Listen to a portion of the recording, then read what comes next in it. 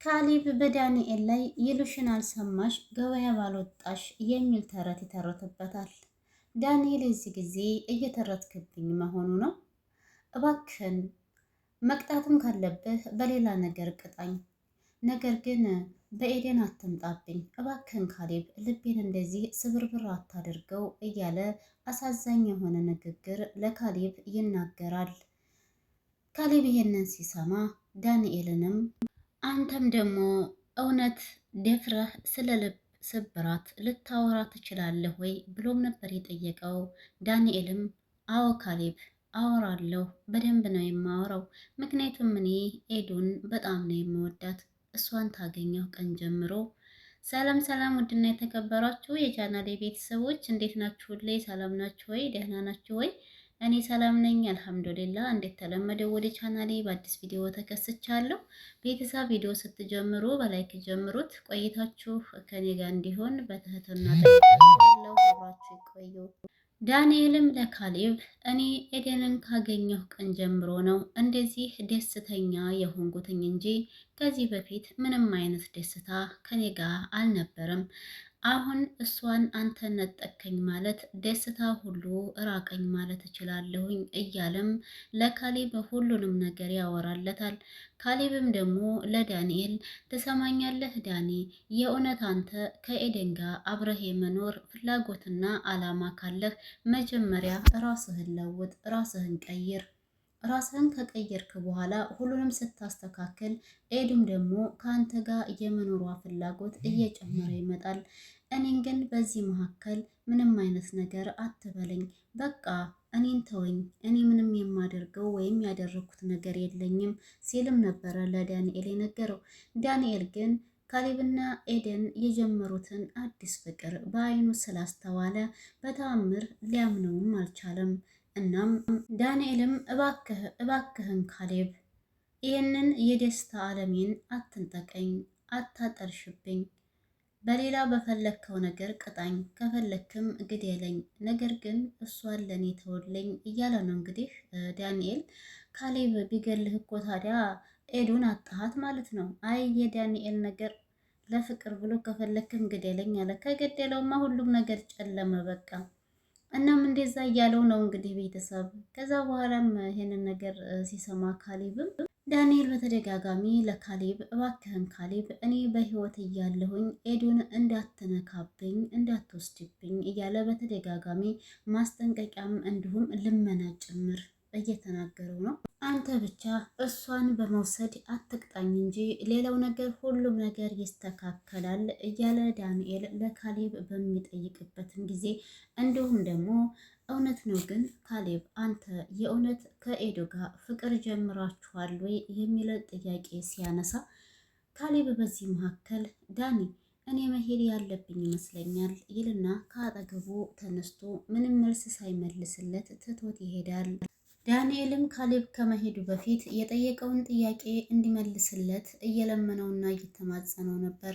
የካሌብ ንግግር ግን ትሰማኛለህ ዳኒ፣ ይልቅንስ እሱን ተወውና መጀመሪያ አንተ ራስህን ለመቀየር ሞክር፣ ከዚያ በኋላ ሁሉም ነገር ይስተካከላል የሚል ንግግር ይናገረውና ካጠገቡ ተነስቶ ጥሎት ይሄዳል።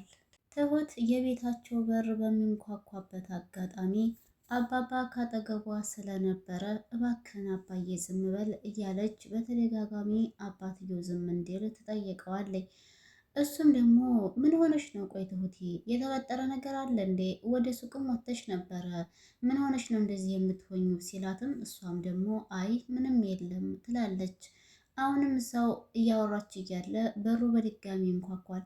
አባባ ብድግ ብሎ በሩን ሲከፍተው ያው የታዘዘ ነገር ያለ ይመስለኛል። እሱን ነበር ይዞ የመጣውና በር ያንኳኳው ሰውዬ እሱ ጋር ቁጭ አድርገው ብሎ መልሶ በሩን ይዘጋል። ልክ በሩ ሲዘጋ ትሁትም የመረጋጋት ስሜት ታየባት። ትሁት ይህንን ያክል ልትፈራ የቻለችበት ምክንያት ወደ ሱቅ በሄደችበት አጋጣሚ እንግዲህ የአገር ቤት ፍቅረኛዋ ይሁን እሱን በርቆ አይታው ነበረ። ያየችውም ደግሞ የእሷን ፎቶ በእጁ ይዞ እንደዚህ እያወዛወዘው ስለነበረ በዛ ሰዓት በጣም ተደናግጣ እየሮጠች ወደ ቤት በመመለስ ስልክ ትደውልና ወደ እህቷ ጋር እህቴ ያ ሰውዬ ተመልሶ ወደዚህ መጥቷል። ድጋሜ ህይወቴን ሊያመሰቃቅልብኝ ነው። በእኔ የተነሳ እነሱን ምንም እንዳያደርጋቸው፣ እኔን ግን ከፈለገ እንደፈለገ ያድርገኝ ስትልም እያወራች ባለችበት ነበር እንግዲህ አባባ የደረሰባት። ልክ አባባ ከውጭ በር ከፍቶ ሲገባ ስልክ ማውራቷን አቋርጣ ስትቁነጠነጥ፣ አባባም ግራ እየተጋባ ትሁቴ ግን ዛሬ ምን ሆነች ነው? ምንድን ነው ይህንን ያክል ሊያስፈራሽ የቻለው? እያለም በተደጋጋሚ ጠይቃታል። የትሁት መልስ ግን አይ ምንም አልፈራሁም፣ ምንም የሚያስፈራኝ ነገር የለም እያለችም እየተንተባተበች ነበረ ስትመልስለት የነበረው። ትሁት ላይ የአባባ ጥያቄ ሲበረታባት ምን ሆነሽ ነው እንደዚህ የምትጨናነቂው? በቲና ጉዳይስ ነው ወይንስ ምንድን ነው ብሎም ሲላት፣ ትሁትም እየተርበተበተች እና እየተንተባተበች አይ አባዬ አይደለችም አይደለም ትላለች። በሩ በተደጋጋሚ ሲንኳኳ ምናልባችም ያ የሰማይ ስባሪ የሚያህል ሰውዬ መጣ ብዬ ፈርቼ ነበረ ብላ ነበረ የመለሰችለት። ያ ማለት ከዚህ በፊት አባባን አግቶት የነበረውን ሰውዬ ማለቷ ነው። አባባም አረ እንደዚህማ እቤታችን ድረስማ መጥቶ እኛን የሆነ ነገር ሊያደርገን አይችልም፣ አይዞሽ አትፍሪ ነበረ ያላት። ትሁትም የአባባን ንግግር ከሰማች በኋላ ተነስታ ወደ ኪችን ልትሄድ ስትል አባባ ወደ ሱቅ ሄዳ እንደነበረና ለምን እንዴት ተመለሰችም ይጠይቃታል። ትሁትም ደግሞ የሄደችበትን ነገር እንዳላገኘች የለም እንዳሏት፣ እናም እሷ በዛ ምክንያት እንዴት ተመለሰች ነበር እየነገረችው ያለችው። ትሁት ግን በጭራሽ እንደዛ ሳይሆን ያንን ያየችውን ሰውዬ ፈርታ ነበር እየሮጠች ወደ ቤቷ የተመለሰችው። ቲናም እንግዲህ አምሽታ ሰክራ ስትጠነባበር መንገድ ላይ አጋቿ አግኝቶ ሊጎዳት ባሰበበት አጋጣሚ ግን ሌላ ሰው ደረሰላትና ያም ሰውዬ ወደ ሆነ ቦታ ወስዶ እዛ እንዲታርፍ ያደርጋታል። መንገድ ላይ ቲና ብሎ ጠርቶ ይዟት ሲሄድ ቆይ ማነህ አንተ እያለች እየተንተባተበችና በስካራፏ እየተንገዳገደችው ነበር የወሰዳት። ሰውየውም ከወሰዳት በኋላ የሆነ የምታርፍበት ክላስ አስተኝቶ በሩን ቆልፎባት ሄዳል። ቲናም ከተኛችበት ስትነቃ ያለችው እቤቷ ሳይሆን የማታውቀው ቤት ነበረ። የተኛችውም አንዲት ፍራሽ ላይ፣ አጠገቧ ግን ቦርሳዋ ነው እንጂ ስልኳም አልነበረም። በሩን ከፍታ ልትወጣ በሞከረችበትም አጋጣሚ በሩ ተቆልፎባታል። ስልኳን ስትፈልግ ቦርሳዋ ውስጥ ስልኳም አልነበረም። ወይኔ ጉዴ! ስልኬም እኮ የለም። ቆይ ማን ነው ይህን ነገር ያደረገው? እባካችሁን ክፈቱልኝ። ለምንድን ነው ቆይ የቆለፋችሁብኝ? ቆይ ማን የቆለፈብኝ? እያለች ለብቻዋ ጩኸቷን ትጀምራለች። የዚህ ጊዜ እንግዲህ ሰክራ ያገኛት ሰውዬ በሩን ይመጣና ከፍቶ ይገባል። ከገባ በኋላም ለምንድን ነው ቤቱን እንደዚህ ያተረማመሽው? እኔ እንደዚህ ሲዝረከረክ ደስ አይለኝም የሚል ጥያቄ ነበር የጠየቃት። ቲናም ደግሞ ቆይ አንተ ማን ነህ? ሲጀመር ለምንድን ነው ወደዚህ ቤት ያመጣኸኝ? እያለች ከሰውየው ጋር ትመላለሳለች። ሰውየውም እስኪ መጀመሪያ ቤቱን አስተካክሊ፣ ቤቱን ካስተካከልሽ በኋላ ለምን እንዳመጣሁሽና እንዴት እንዳገኘሁሽ ሁሉንም ነገር የማስረዳሽ ይሆናል።